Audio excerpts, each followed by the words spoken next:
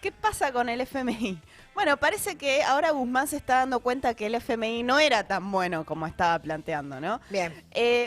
Las negociaciones con el fondo están un poco más tensas, el panorama un poco más sombrío, y el domingo hubo una charla de Martín Guzmán en el Centro Cultural Kirchner, donde se mostró un poco más crítico con el FMI después de su gira por Washington la semana pasada.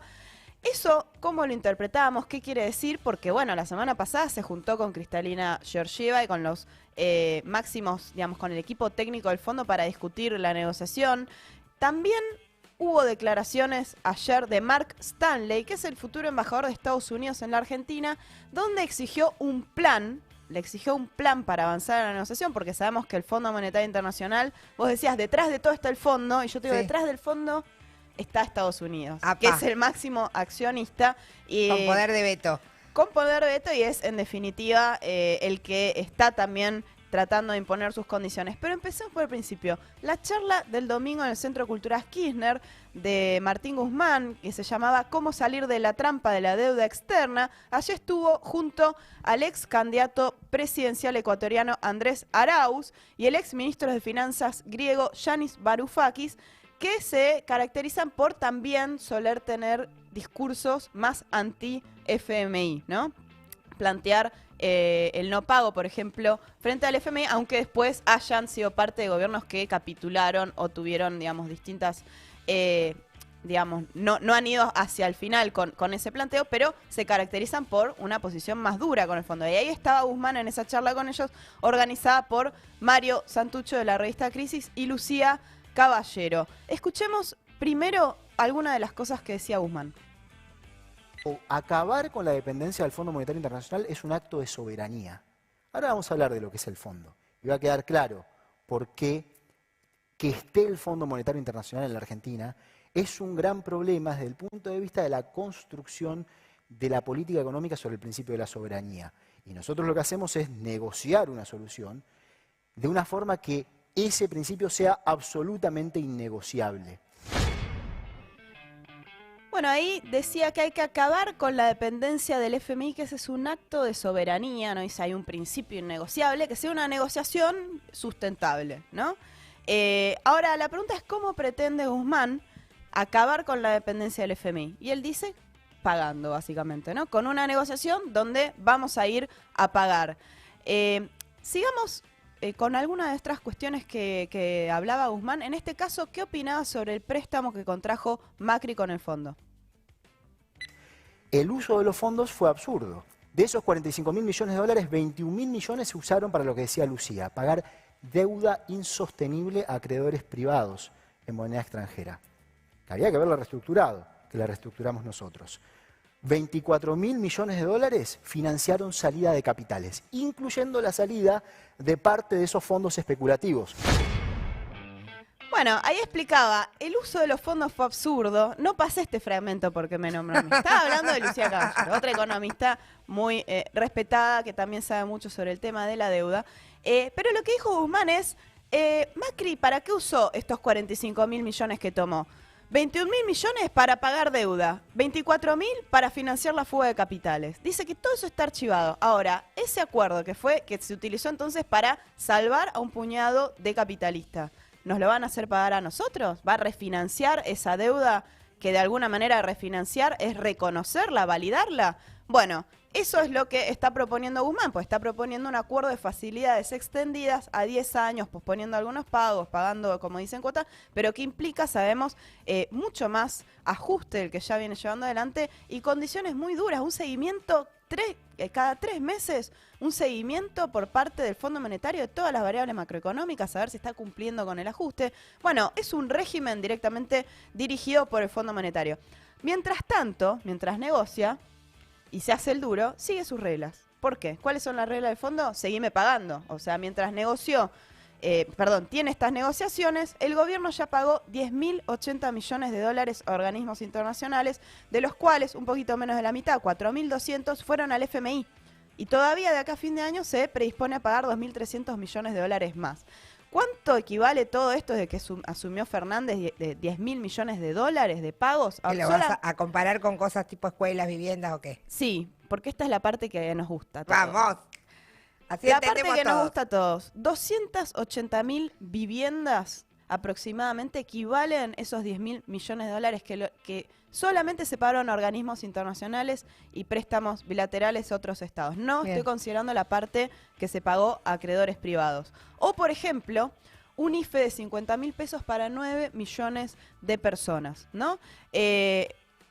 Ni en medio de la pandemia el gobierno, el Frente de Todos, suspendió esos pagos, ¿no? Y lo que sucede es que para el año que viene, con el préstamo del FMI, si no hay negociación, hay vencimientos por 18.000 millones de dólares. ¿Cuánto es eso? Es un montonazo, no alcanzan las reservas que tienen disponibilidad del Banco Central para pagar, y por eso el gobierno te plantea esta disyuntiva, es negociar o negociar.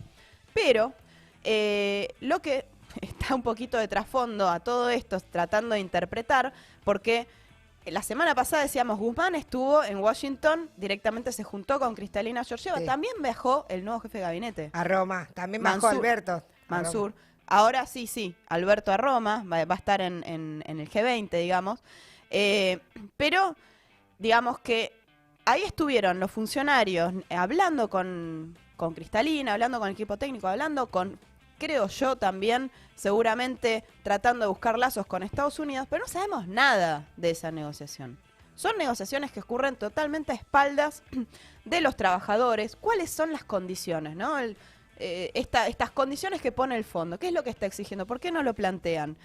Creo que ahí hay una cuestión importante que es, no tuvo mucha repercusión, me parece, entre otras cosas, porque Guzmán vino con las manos vacías. O sea, vieron que Cristalina estaba a punto de ser expulsada de su cargo como Sí. directora gerente del FMI y la mantuvieron ahí. Y el gobierno dijo, qué bueno, porque con ella había un buen diálogo.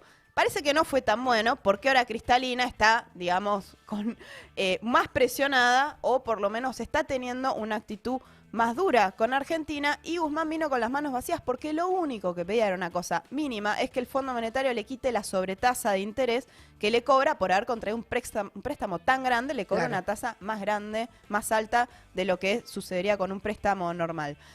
Y creo que para graficar esta situación, Fernández está buscando a todo como dé lugar una foto con Biden. O sea, creo Claro. que esto es lo tragicómico. Buscar una foto que sea un gesto de que vas bien con la Que negociación. convalide eso. Y parece que Biden no quiere ni una foto, no quiere ni una reunión. Bueno, estamos ahí tratando de encontrar al menos eso.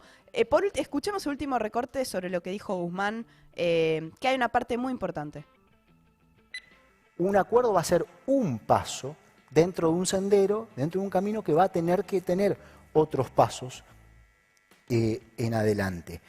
Uno puede preguntar, ¿se puede patear el tablero acá y decir, listo, no, la deuda se acabó, fuera el FMI? Bueno, acá lo que hay que entender es que el rival también juega. ¿Sí? Y acá lo que estamos hablando es de una relación entre un Estado-nación y todos los otros Estados-nación del mundo. Estamos hablando de la integración de Argentina en el mundo. ¿Escucharon bien? ¿Escuchaste lo que dijo al principio? Dijo, ¿se puede patear el tablero, chau, FMI? La respuesta, por supuesto, para él es no, pero, o sea, ya lo plantea como una opción y esto es algo nuevo, ¿no? Claro. ¿Cómo podemos interpretar estas declaraciones? Por ejemplo, Pagni el otro día decía, no entiendo, estaban avanzando con la negociación y ahora está hablando de patear el tablero.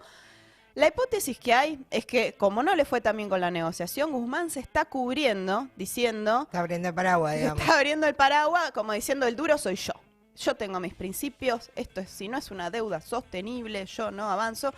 En realidad lo que parecería estar sucediendo es que es el FMI el que no podría cerrar un acuerdo. Y algo relacionado con esto tiene que ver las declaraciones que decíamos de ayer de Mark Stanley, el futuro embajador de Biden. Ahí tenemos, por ejemplo, una imagen de las declaraciones que dijo, la Argentina es un hermoso autobús turístico al que las ruedas no le están funcionando correctamente.